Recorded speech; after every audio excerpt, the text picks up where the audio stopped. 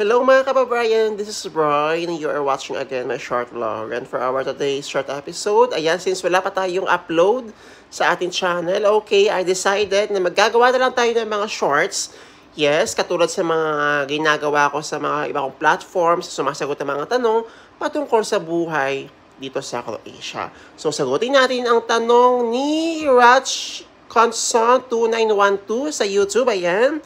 Okay, hello po, Bri. Yung TRC ilang months ang validity? Okay, so alam ko na most of you guys ay nakatanggap na ng mga balita, nakapagbasa na ng mga articles, okay? So, usually, ang mga TRC, ang mga validity ng mga TRCs dito ay depende po kung hanggang kailan na contract ninyo. Pwedeng tumagal ng 6 to 9 months hanggang 3 years.